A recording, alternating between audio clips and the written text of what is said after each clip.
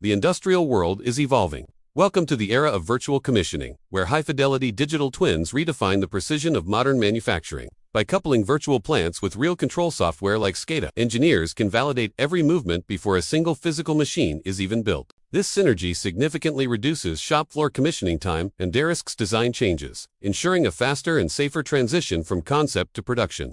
The market outlook is robust. The global virtual commissioning sector is projected to rise from $967 million in 2025 to over $2.34 billion by 2032. This growth represents a compound annual growth rate of 13%, signaling a massive shift in how global enterprises approach industrial automation. We are moving from isolated pilot projects to enterprise-scale deployments across multiple global manufacturing sites. Harmonizing production on a worldwide scale, plant and process simulation lead the market, as brownfield factories are modernized through advanced digital twin overlays and technical upgrades, from automotive assembly to energy and aerospace.